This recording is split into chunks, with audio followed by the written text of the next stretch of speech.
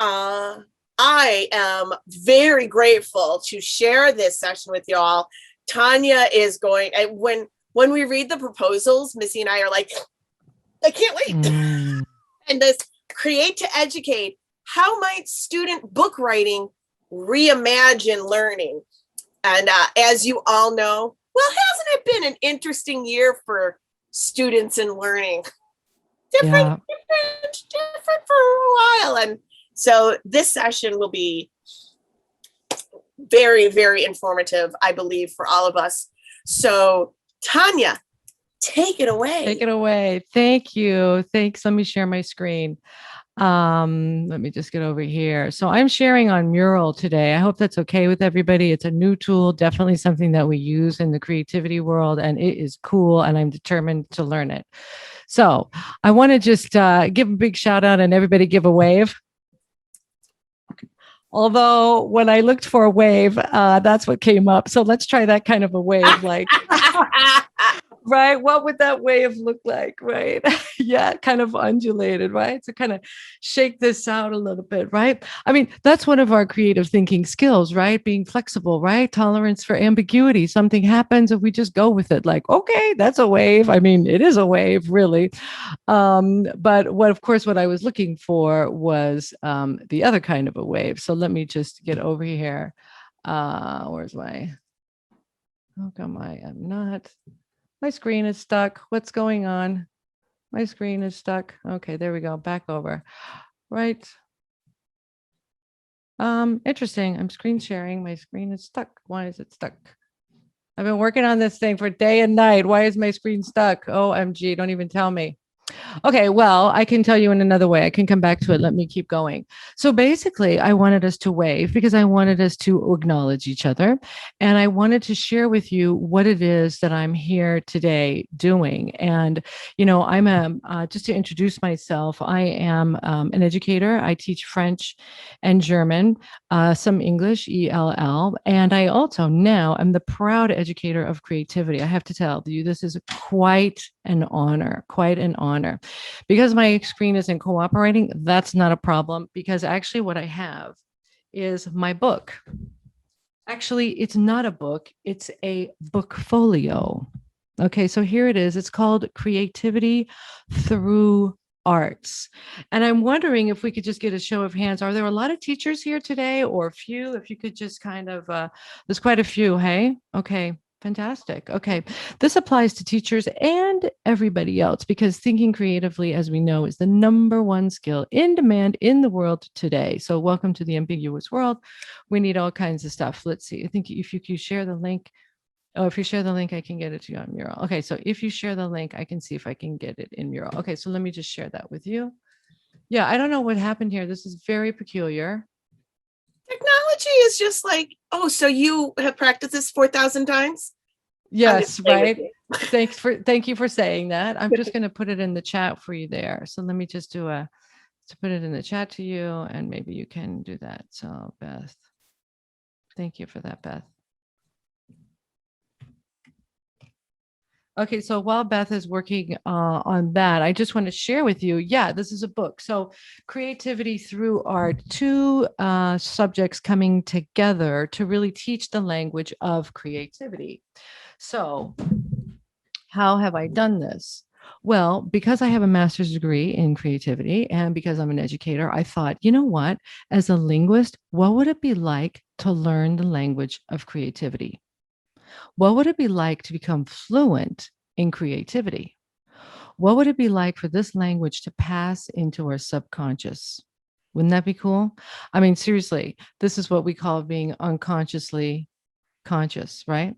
Consciously unconscious, right? We set that intention. So let me see if I can get this working now. Okay, there, I think I can. So there's our other wave. We moved on. Thank you, technology, for cooperating. Yay, raise the roof. Okay, so this is what the book folio looks like. Okay, and I'm here to share with you my story and my experience around book writing, and really to talk to you about how my visual thinking help you.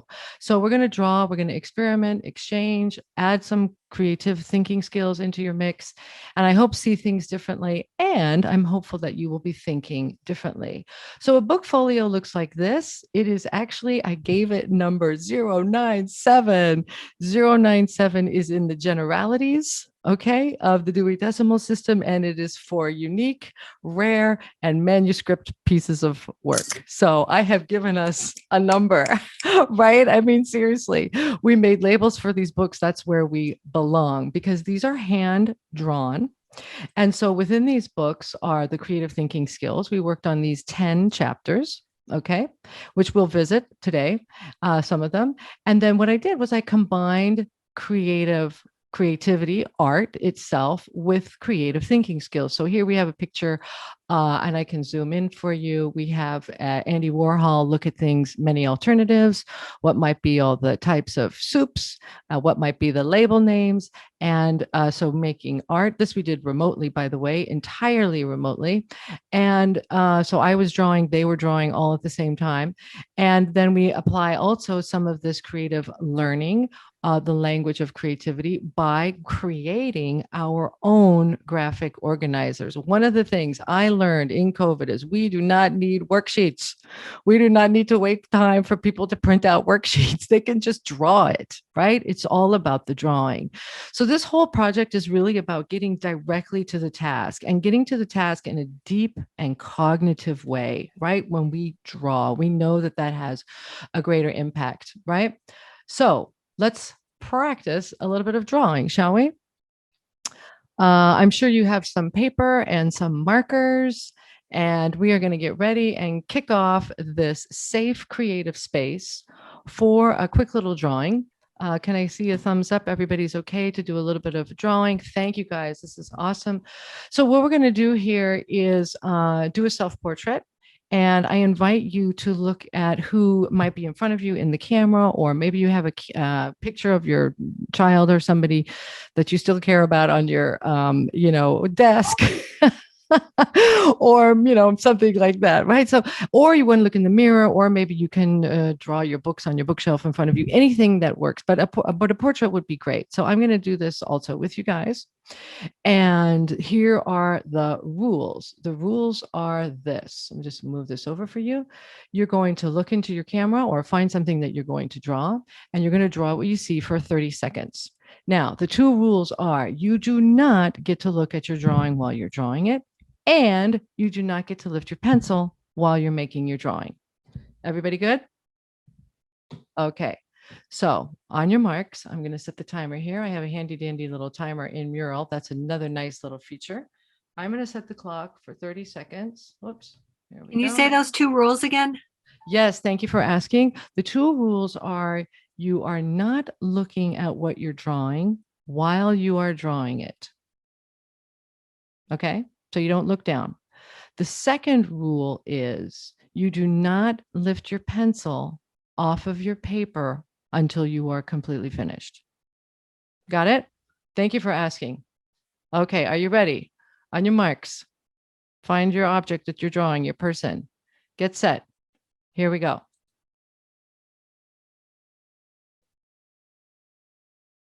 So as a reminder, you're not looking down and you're not lifting your pencil. I saw that, Deborah. It's okay. My husband did it too. And he's like, oh, no, but I didn't look. So you're just drawing there what you see. You got about 10 seconds left. This is not a masterclass in drawing. This is an experience in trying something different. Okay. Okay, timer is off. I wonder if you'd be willing to look at your drawing and then pick it up and maybe share it. So let's see what we got, everybody. What do you got? Hold it close to the camera so everybody can see. Hilarious. Okay, I can see yours, Deborah. Yeah, I can see everybody here. Let me see if I can get my gallery. Oh, thanks. Fun, everybody. Excellent. Okay, fantastic. Great. All right. So thank you for that participation. So this is what mine looked like. I can share my screen. That's what mine looked like there when I did it the first time. Fun exercise, kind of unnerving, but equally recognizable. Huh, interesting. Okay, so what is the purpose of this exercise, right? The purpose of this exercise is the first rule, the chapter 1. creativity lessons is to keep open, to defer judgment, to take judgment out of the room, out of the conversation, out of your mind, right? So if we put that aside, what would that be like? When we keep open, we might think about opening a window, right? If we open that window, what might happen? Maybe we would hear some birds, right? If we deferred judgment, maybe we would hear other sounds.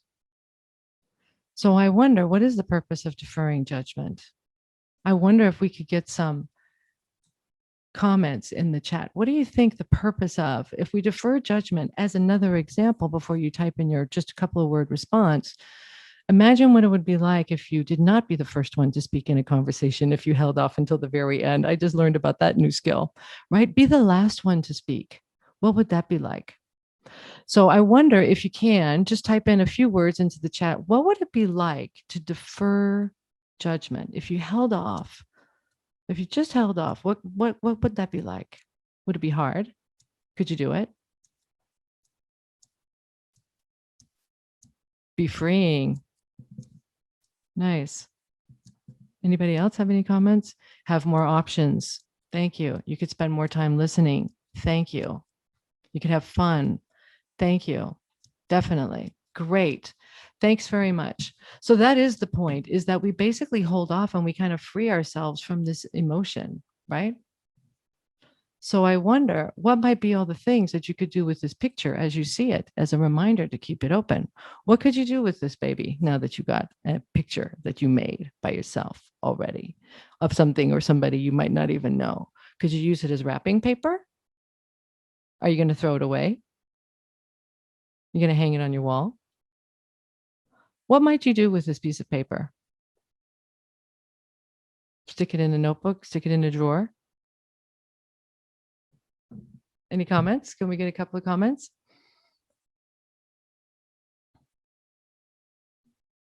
Use it as a reminder. Thank you. Yeah.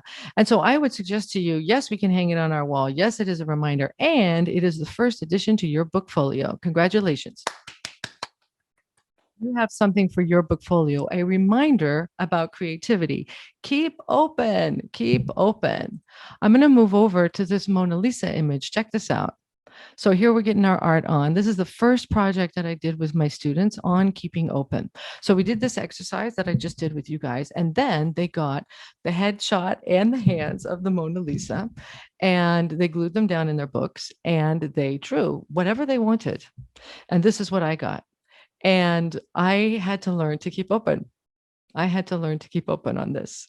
So I wonder, how might you keep open here? What would help you to keep open? What would you maybe do differently if you kept open? Get curious? That's your hint. What might you get curious about? When you look at this picture, this, by the way, are 10-year-olds. And by the way, I want to share with you guys that 10-year-olds are the most creative, like sort of demographic in all of life. Do you guys know that? So when we think about 10-year-olds, these are fourth graders. You could explore with wonder. Yes, have more wonderment. Excellent, beautiful. Thank you. I really love that. That's great. I have to admit, I was a little bit shocked. And I just thought, wow. I mean, I didn't know what to expect, but I was a little shocked. And so I learned, yeah, Tanya, you're here to be teaching people to defer judgment. So please back off, get more info. Definitely. That's about the pause, incubation, right? Let it sit for a minute. Another creative thinking skill. Okay, I'm going to switch gears here now, and I'm going to move over to this image. This is an image that I bet you have seen before, right? This is an image that we all know, especially here in the West. And I'm wondering what comes up for you when you see this image.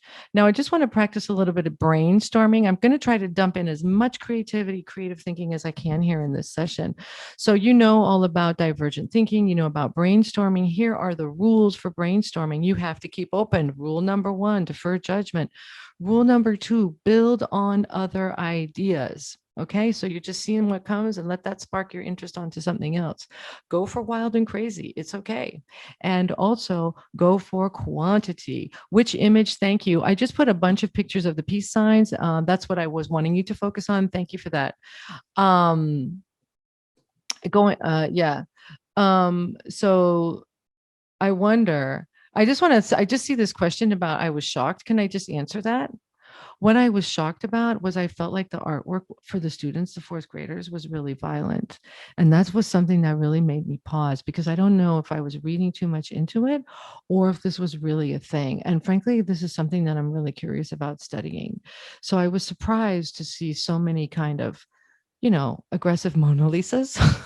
Angry Mona Lisas. I don't know how to put it, but I was a bit surprised. Okay, so let's come back over to the peace signs. We're really looking at the peace signs right now. So when you look at these peace signs, what comes up for you? I mean, they're all the same shape. They're a little bit stylized differently, but they're all really the same sort of image, this peace sign. So I'm curious if we could put on the timer and go for maybe 12 or 15 seconds and see how many ideas we might get or thoughts that come up for you when you are looking at this peace sign symbol. Are we ready? I'll put it on for 15 seconds. Let's see what comes up when you think about and you see this peace symbol or just another peace symbol that might be familiar to you. What comes up for you? Hippies, peace band, right? The 60s, psychedelic. Thank you. Woodstock. Thank you. Vietnam. Thank you. Tie-dye. Thank you. VWs. Yep. Thank you. Bell bottoms. A necklace that I have. Thank you. Music. Halloween. Beads. Okay, our time is up. Thank you. That was awesome. So all kinds of images that I bet are familiar to all of us because this is familiar in our culture. But I want to share with you where this actually comes from. I'm curious, does anybody know the history to this symbol? Raise your hand, speak up. It was a big learning for me. So this image here, the peace sign, was inspired by this image. It's a semaphore. It's a semaphore in a circle shape. So let's look at these semaphores. Semaphores, by the way, are these flags that were used at the beginning of the 1800s for communication between naval ships. Okay, so this was very popular, formerly texting. Okay, so this circle shape with its circle, don't need to worry so much about that. The white background is sort of the earth. This dividing line down the middle is in fact letter D. That's semaphore letter D. Okay, can everybody see that okay? Yep.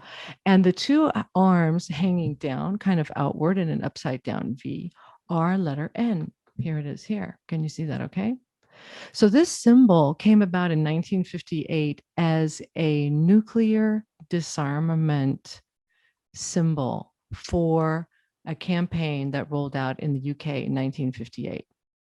Okay, so it was really intentional to mean nuclear disarmament. How many people knew that? I wonder. Nuclear disarmament? I mean, yes, in a kind of a broader sense, anti-war, but I did not know, frankly, that's exactly how it was inspired by the semaphores.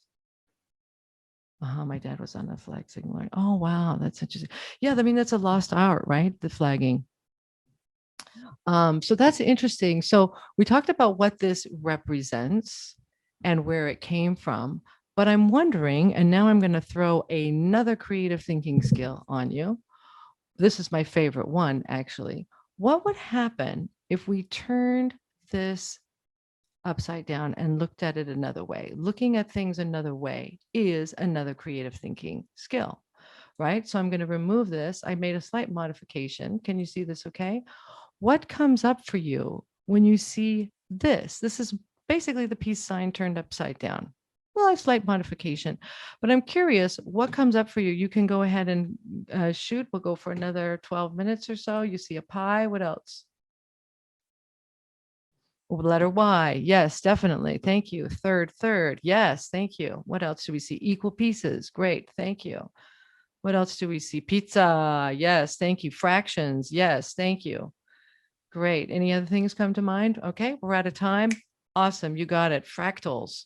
Thank you. A steering wheel. My husband said steering wheel. I would not have thought of that. I can tell you. Great. Thank you, everybody. So it's true, right? So, and now if I were to, so yes to everything you said, right? Yes to everything you said. Here's another creative thinking skill. Yes. And yes. And so yes to everything you said. And I want to add something else into this because what I saw is this symbol. This is what stood out for me. This is the Ayurvedic time clock. Now, this is not something that we regularly have in our sort of culture, right? It's not in our currency of lingo. It's the peace sign and upside down. Let's just pause here for a second and look at this. So I'm just going to walk you through this because this is not going to get all into the Ayurvedic, but basically if you make that Y shape with your legs down and your arms out, right, into that Y shape of the Ayurvedic from 10 o'clock in the morning until 2 o'clock in the afternoon, that is go time.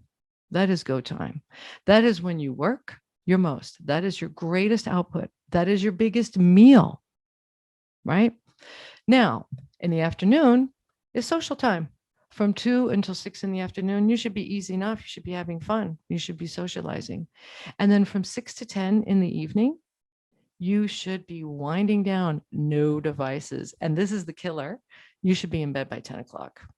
How many people are in bed by 10 o'clock? Raise your hand. Oh, Beth, yay, you got it right. Jade, awesome. Okay, you guys win the prize. I try and I try and I try, but I'm not still there. But yes, the whole point that's really intriguing here is that tomorrow, the future actually starts today. And specifically, it starts tonight. If you go to bed early, you are in ready position to get up early and go get that most active time of day when the sun is up at the highest point and you are in the best position you can be to be output and productive. Right on, right? Yeah, I mean, definitely, right? So what would it be like to live like this? Right? No doubt. So I have a question for everybody. Okay, and I don't even know if this is going to work because so many people are already on the ball. I wonder, now this is private, so you can keep it to yourself. You can jot down some notes or share in the chat as you wish. I'm going to put on the clock for 30 seconds. What would happen if you, how could you imagine? Let me just get this set up. Okay, let me get this set up better. Okay, so here's your question. What could you imagine happening if you got to sleep early? I didn't say bed because other things can happen. I'm talking about sleep time. What would happen if you went to sleep at 10 o'clock? What could you imagine happening? I'll start the timer. For me, I'd get up earlier. I'd do my exercise earlier. I'd start my day better. It's, I might be more Bethish. I love that. You'll need to be warned. A great night's sleep, you'd feel more energetic. That's the idea. Full night's sleep and wake up refreshed about 5:30. That's right. That's the right idea. Get up earlier and ready for it. Kind of get ahead of it, right? Get so much more done uninterrupted. That is the idea. That's exactly right. My cats would be confused, right? Thank you. That was awesome. Okay, so that's the idea with the Ayurvedic medicine is that in the Ayurvedic calendar is that we live on a different type of a clock than what we're used to. Should I pause here for any questions or comments, Wing Mike, or we can keep going? I've been talking for No, a we little can while. keep going. We don't really have any questions coming up in the chat. Okay, thanks. It's okay. Yep. Should I slow down talking at all, or is it okay? Because I know I'm on it. That's okay. Thank you. Okay. So Ayurvedic calendar, 3 sets of 4-hour periods, 2 cycles. Okay. Different type of learning, living. Okay, great. So the other thing now I want to share is, well, what else? Another creative thinking skill for those of you who are new to creativity. What else? This is a term that we use all the time. Well, what else could it be? For me, I'll tell you, I started thinking about this power pose, right? So this power pose is kind of this shape of like Y shape, right? That's what came to me. So I started doing some research on this. And of course, I went back and I rediscovered Amy Cutter, who was one of the gal who gave that really famous TED Talk about the power pose. So the power pose can be 2 ways. It can be like this with your feet apart. And with your hands on your hips, you might want to stand like that if you have a second, or just put your hands on your hips if you want to. And then the second type of a power pose is what we call the Mick Jagger. I mean, he actually has his own, they call it the Mick Jagger. Did you guys know that? You put your arms above your head. Right. Now you stand here for 2 minutes, right? Like, I'm going to get it. I'm going to get it. So you stand here for 2 minutes. Now, the idea behind that, of course, is that we have different kinds of energies. And when we're nervous, we have two ways of responding. We can be confident and be big. Can you see this here? This is my visual. We can get big and we can get confident in front of it, and we can really expand our body shape and get a lot of testosterone and lower our anxiety, lower our cortisol, okay, reduce anxiety. But also on the flip side would be we would be small and we would be maybe more anxious. So how do we handle stress? Do we want to be big? Or do we want to be, are we kind of a little tucked in? Okay, so that was the idea behind it. And of course, if you stand in your power pose, you're going to get that testosterone, you're going to reduce your anxiety, and you're going to be ready to go for it. Right now, where are you going? That's where I'm headed. I'm going to that place out there, that future self. That's what I'm getting to. Any questions? Anybody want to do the power pose? Yeah, I mean, let's do it. I think it would be interesting. Let's do it. So you can do it sitting at your desk, or you can do it standing. You can stand up. Okay, so we're not going to be like the curled up cat. We're going to be up like Amy or Wonder Woman or Mick Jagger. Okay, I'm going to put on the clock now. As we do this, you are going to be thinking about something. I'm going to set the stage. It's August 27th, 2021. I almost didn't say that, but I'm going to go for it because we got to think about the future. I know we're just on the beginning of summer, but we want to know what's coming. So it's August 27th, 2021. What's in front of you? What's now behind you? What did you achieve this summer that makes you feel happy? What do you feel good about? You're going to stand up and you can put your arms up or your arms on your hips, and you're going to look at that thing that you want to get done this summer because you're now on the other side of it. Okay? Are you ready? Clear enough? Do I need to clarify? I'm going to put the timer on for 2 minutes. If you need to take a break, you may. If you need to go get a drink of water or do something else, you may. It's no problem. But let's experiment what this is like. Okay, here we go. Oops, two, la, la. There we go. Okay, so for 2 minutes, arms up. You are envisioning what it's going to be like. You can put off your camera, no problem. Where are you at the end of the summer? How are you getting yourself into position to stare that down? Okay, here we go. 3, 2, 1. Awesome. Okay, I'm curious. I am curious. Fantastic incorporating this pose into Toastmasters. I'm curious as you come down off of that. How do you feel? What's some words that come to mind? Start me up. Love that. I feel more upright. I feel lighter. Energized. Thank you. Great. Anybody else? Felt connected to all of you. That was cool. Bonding, right? Seeing the future. Awesome. Okay. Well, that's exactly what this is all about. So there was a lot of, sort of confusion around, well, can we really change our hormone levels? Is that really possible? I mean, this was a big deal, this power pose. And I don't really need to sort of focus too much on that, because what the message really here, I think, is really important. And really what they were saying is that our bodies can change our minds, right?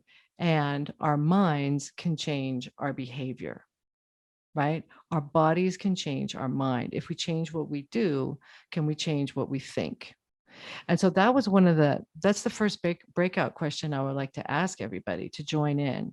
Well, let me see if I can scroll down to my notes. I've been talking off of my cuff here. So my question to you is, how might changing our behavior change our mind? That's the question. How might our behavior change our mind? So we'll go into a breakout for like 6 minutes.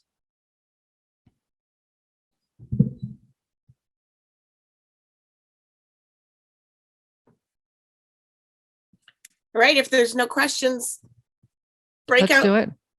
Bye. Popcorn. Okay, welcome back, everybody. Thank you for that. I'm curious, any big ideas pop up? Anybody want to share anything or on the mic or in the chat? Any comment?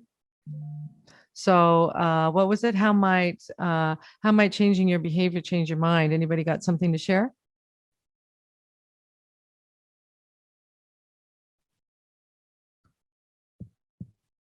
Renee? Yes, I totally lost my screen, but apparently you can hear me. So, yeah, we had a bit of a great discussion in our group about if you change what you do, can it then change other people's response to you? And, I shared something about that with sometimes when I'm working with other people, if I go in having negative expectations, that's often what I get back versus when I make a deliberate effort to look on that differently. So it's kind of like that power pose idea without the pose, if you will. But yeah, it's refocusing your energy and your thoughts in a different way and then getting a different outcome because of it. And that's what the exactly physicality right. of this Yeah. pose can do for you as well. Right. Exactly. I mean, thank you for sharing. That was beautifully summarized and very poignantly put. So I wonder if there's an agreement then in the group that if we change our behavior, we can change our mind. Yes or no? What do you guys think? I'm curious on our sort of consensus here when we get the chat open so I can see. We kind of agree that this is true. If we change our behavior, we can change our mind.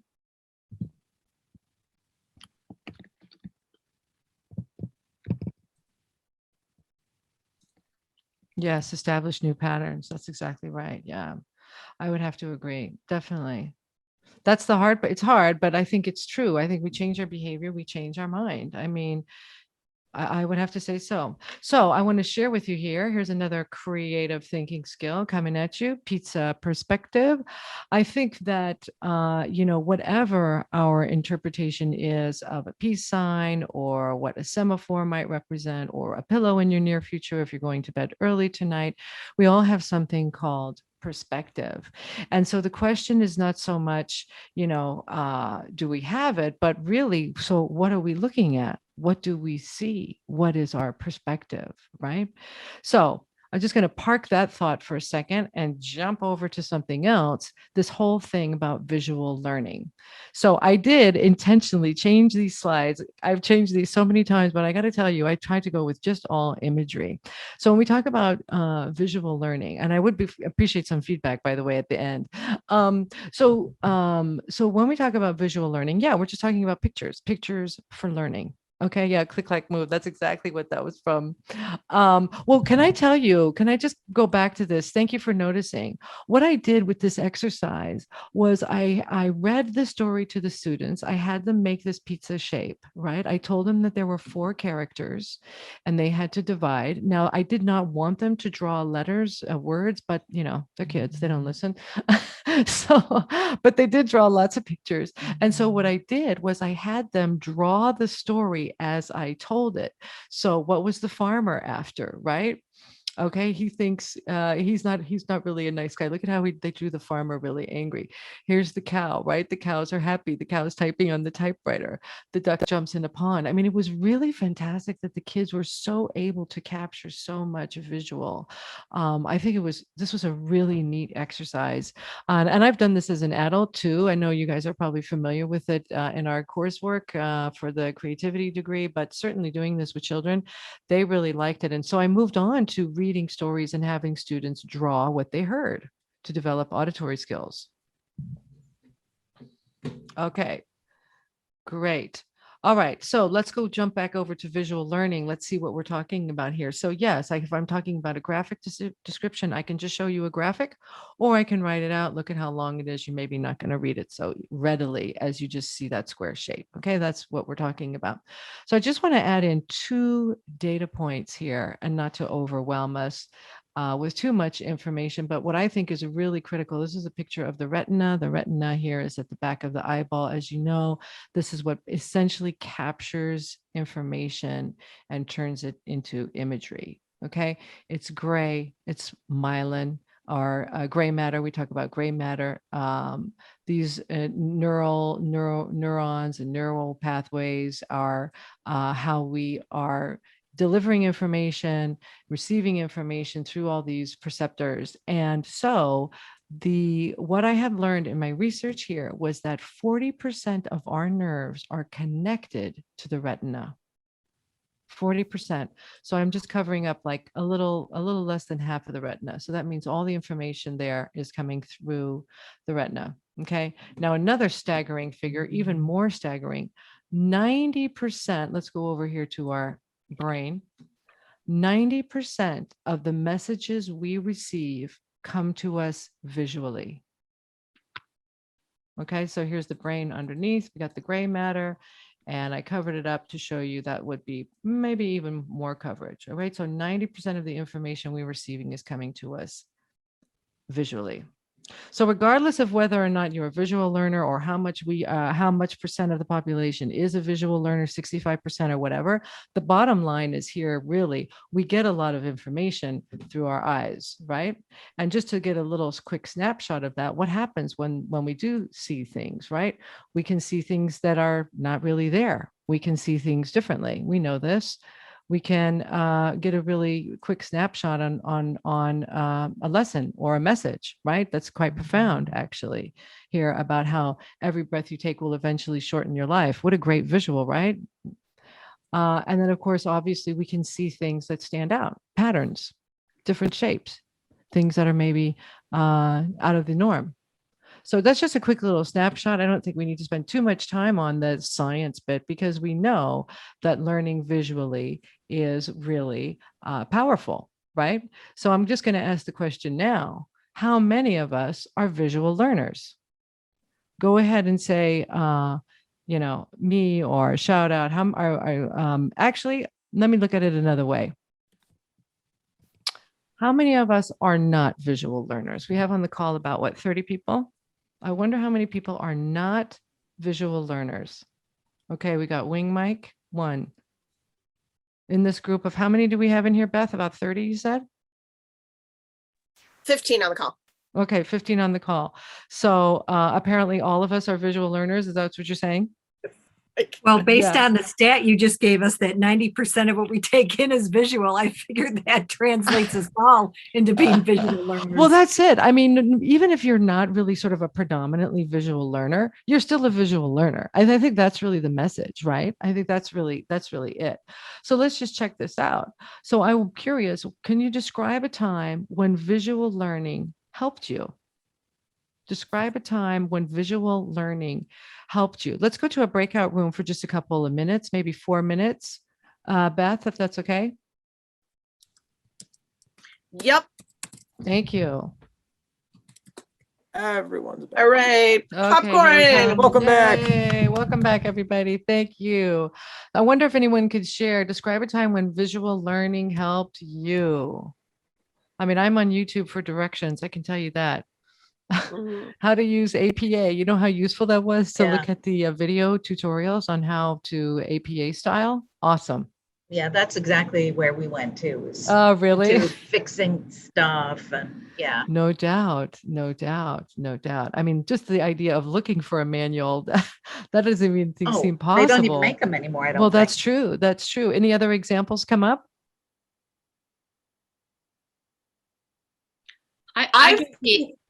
Go ahead, Beth. Go ahead, Marielle. Yeah, Mary Ellen, you go. I gave the example for the first time in a long time. I was on a road trip for like 10 hours, 12 hours, and driving through construction, detours, and very, very heavy traffic. I haven't done it for a year and a half. And so relearning that whole, almost I want to say a fraction of a second, but in a short period of time, relearning the spatial part of visual. So I have a truck on one side of me, a truck on the other side of me, a truck in front of me, and a truck behind me. and how to work with that. So it's relearning some things. Wow, interesting. Yeah, yeah, really interesting. Wow, thank you for sharing. Okay, so I think we can all agree, like visual learning, despite what kind of a learner you are, there's kinesthetic, auditory, a few other things, right? But definitely we take in a ton of information visually. So here I'm getting to my main point. This is when you want to dial in. So what really jumped out to me in doing my research for this, and this has been on my mind for a long time, I will tell you, this whole mantra about fake it till you make it, we all know that, right? Fake it till you make it. What Amy Cuddy pointed out in her TED Talk about this power pose was fake it until you become it.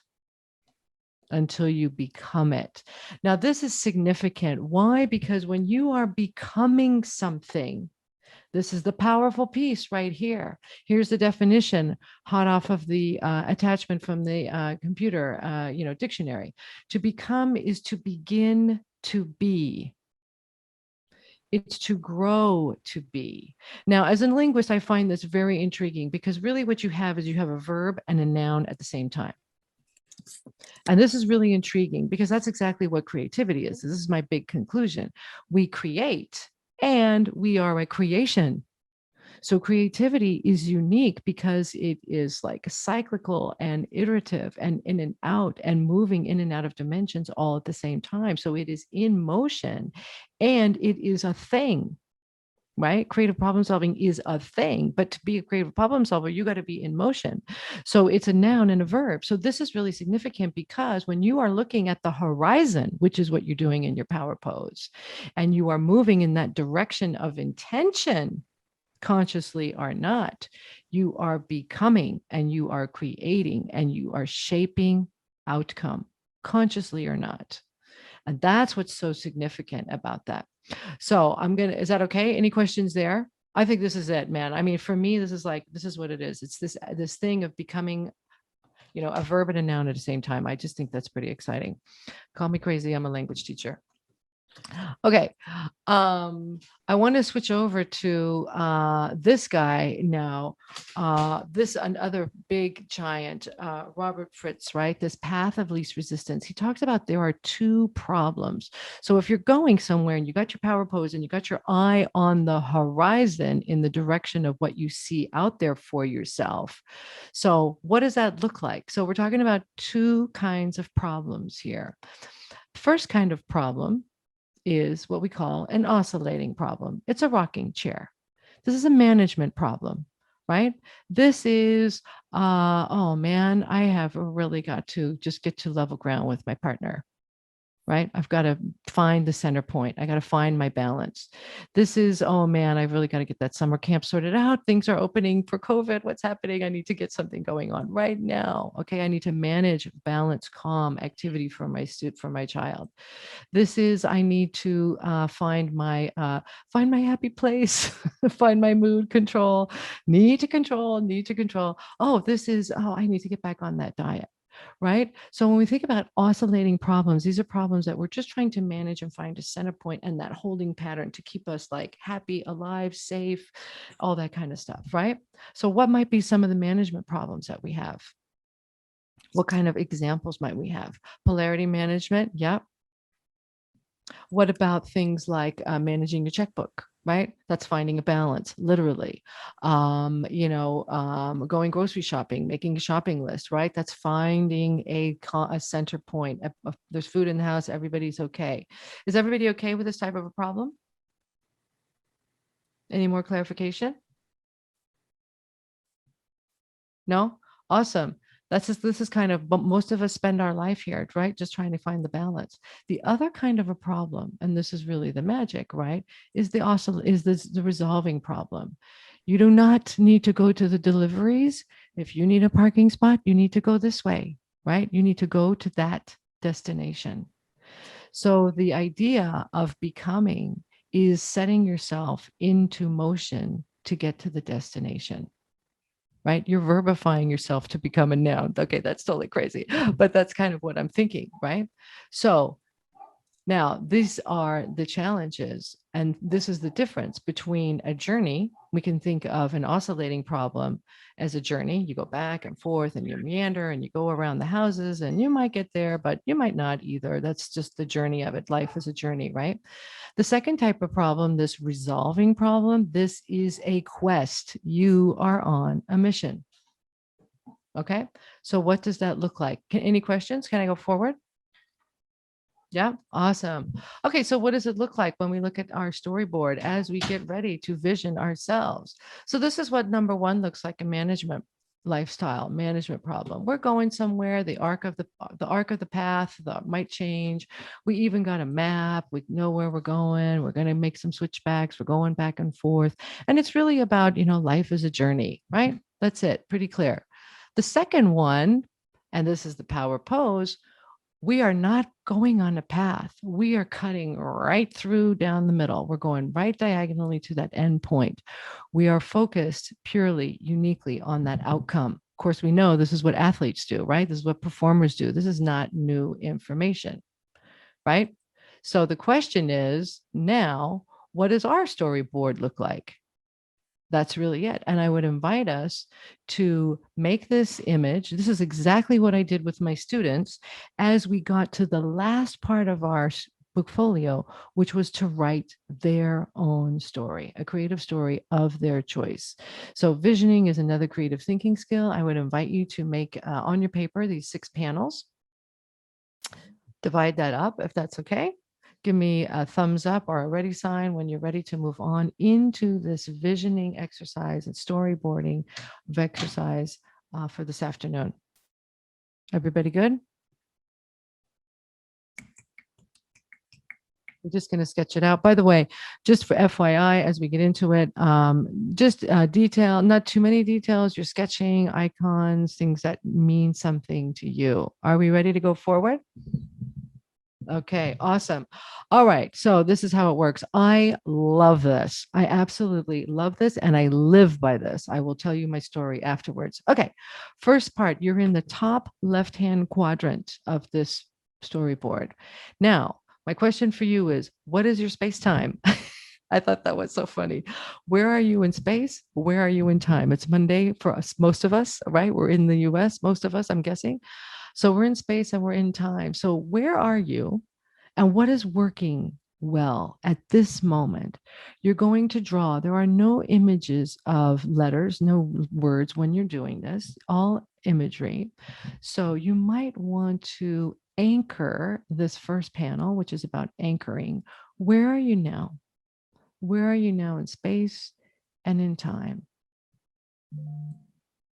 What's working for you in this moment? You're watching this, you're in this workshop. Are you happy? What's working for you? I'm really happy to be here, honestly. My heart is singing with joy that I was invited to be here. So what's working for me right now is being here, having this opportunity, sharing what I believe is important work.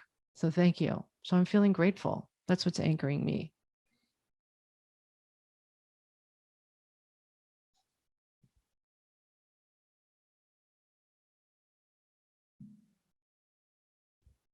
Okay, and we're just going to take a few seconds. Does everybody feel okay with drawing? Give me a thumbs up. Maybe I'll add another 10 seconds to the clock. What's the weather? Are you enjoying the sunny day? Just something that really brings you into this moment to now. So because we're starting from now, we're start where we are, right? Is everybody okay to go on? Yeah. Is that a sign? Okay. Thank you. And now what we're going to do is we're going to do exactly what I was just talking about, which is to go diagonally. We're going to go from this top left down to this bottom right. And what you're going to do is look at that summer when we talked about the 27th of August. It's the 27th of August, right? What does your puzzle look like? What came together for you? What's the outcome of your summer? I'm using that as just an obvious one. It can be something else if there's something else that you want to focus on as an outcome. Where do you see yourself at the end of the summer or at the end of next week or end of tonight? Honestly, I do these almost every day. Do it for an hour if I need to. So where do you see yourself? What does success look like? What's making you happy at the end of this period of time, whatever it might be? I'm suggesting summer, could be something else. Okay, I'll just add in another 10 seconds. And again, you're sketching icons, hearts, what makes you happy? Do you have some love? Do you have some relationships? Do you have food? Did you buy a house? You got your eye on a piece of property? Something like that. Students, kids are happy. Big one. I put a lot of smiley faces on mine. Are we okay to go on? Thank you. So now, as you notice, we've did the first panel and the last panel. When we're working in a resolving structure, where our focus, like that power pose, is on the horizon. So what we have now is a why. Why am I doing this? Why am I looking at the future? What's on my mind? We have a compelling why. We're moving in the direction of intention. You might want to put that diagonal line in there, actually, so that's really clear to you. And now your challenge is to simply go in and fill out each of the remaining panels. Now, this is going to be your how, right? How do I get from the first panel to the last panel? We don't know. It doesn't matter. Clarity through action. It will come to you intuitively. Start drawing. If you need to add something somewhere else, that's okay. What would you do next? Even if you're not sure what an image means as you draw it, keep going. It will become more clear as you keep drawing. And if it's not clear, just keep going anyway.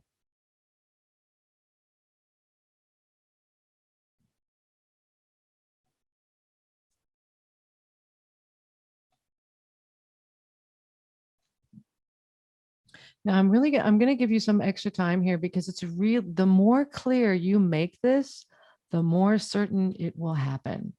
So I'm going to add on a minute. Feel free to take the time. If it's too much, we can just call it, but I'm going to go ahead and give that to you. So feel free to add as much detail as you would like.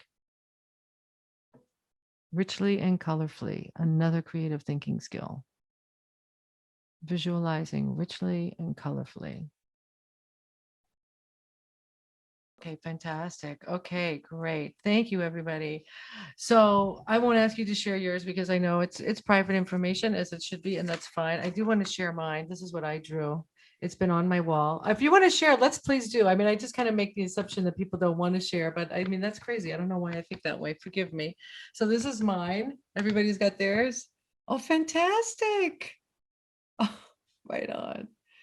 Excellent, excellent, excellent. Oh, wow. Great. So I want to share a story. Well, this is mine from when I was in school, right, in Buffalo. And I mean, it's on my wall. I look at it every day. I did this when I went skiing with my family. We've had a lot of family time during COVID. We went on a ski trip and I just thought, please, can we just have a quiet, fun weekend together? I did this before my family for the first time. I always thought it was kind of otherwise related, but I did it the night before my husband and my kids came, and I was ahead of them. And honestly, I drew it all the way until us driving home, listening to music, having a fun time. And wouldn't you know, we drove home listening to music, having a fun time. It was amazing. It was absolutely amazing. I picked up Woody Guthrie. There was an article on Woody Guthrie in a magazine. I picked it up. It was about a story about the Cooley Dam and about how he wrote music for that. And we looked it up and we were listening to it. And there we were doing the thing that I had drawn. So I really want to encourage all of us. I do this every day, every hour. If you're in a tight spot and you're stressed, go ahead and draw. My students did this, fourth graders, and it was really, really incredible. And they loved it. They really, really loved it. So this was another creative thinking skill that we did as a precursor for them to write their story, specifically draw their creative story. So I just want to pause here. Does anybody have any comments or anything to share about this storyboarding, visualizing, bringing something into reality as a way of just kind of functioning?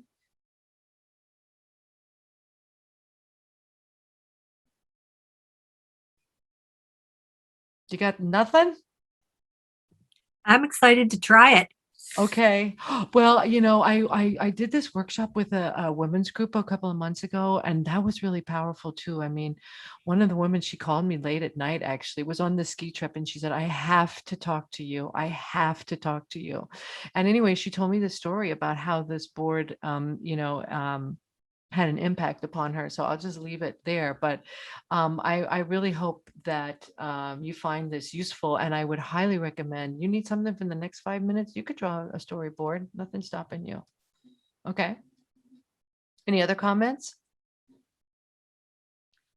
So in some respects, this seems like a visioning exercise where you look to the future and then you backcast or you fill in the blanks, so to speak, in order to, for lack of a better term, illustrate the parts in between. Exactly. So this whole type of a structure is not really focusing on how you're going to get there. It's focusing on where you're going, right? I know that I want my front garden done by the end of the summer. That's happening. That is happening. That's my outcome. I'm doing that. How I'm going to do it, I have no idea. I have no idea. And frankly, it doesn't matter because my focus is on the outcome, on getting it done. And I don't even know if I had to design how I'm going to get a garden done. I have no idea, and I don't need to. And this is kind of the point. You don't really need to, because if you are moving in the direction of intention, you have planted this into your subconscious mind.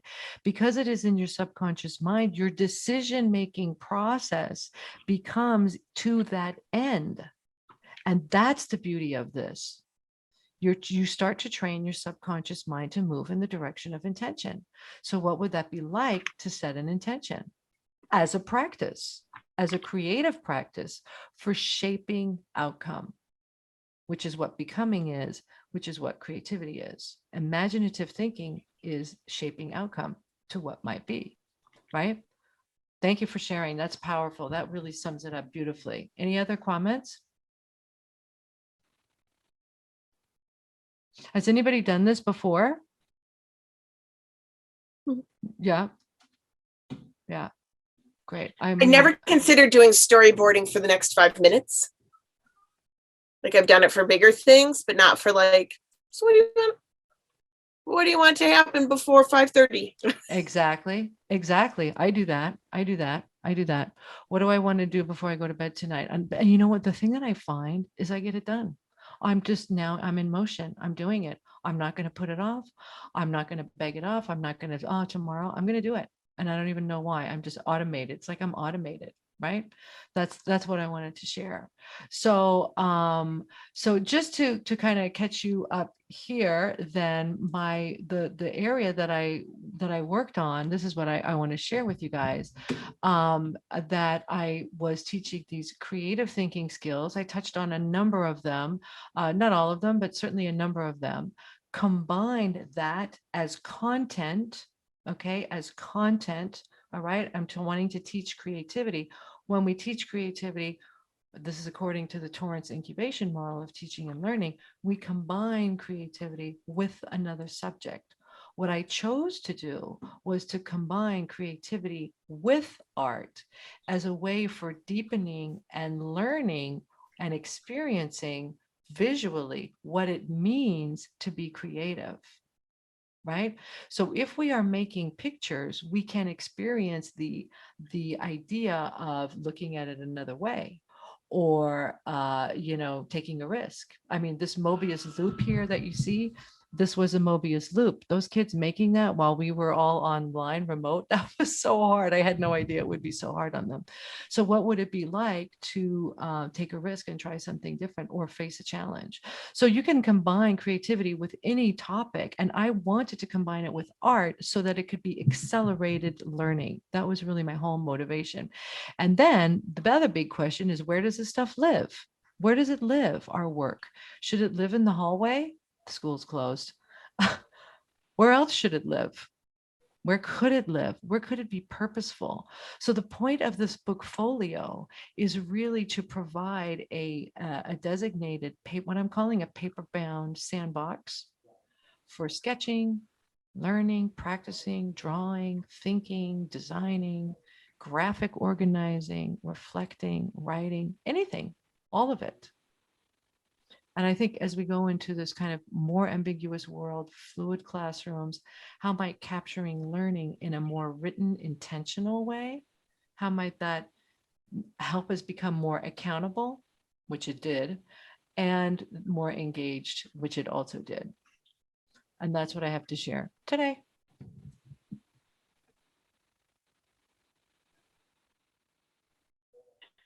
Tanya, thank you so much. That was so great. Thank you. Quick reminder, everyone, check your emails, your evaluations come out. Future you will be so glad if you do them every day while that's fresh in your mind. Oh, thank you. I'm really open to any comments. I mean, this is the first time I've done anything like this. This is all brand new. Teaching it again come the fall in another place entirely. So any suggestions, comments, feedback, I really would be happy to hear. If not now, then in the written, in the feedback form. Thank you guys so much.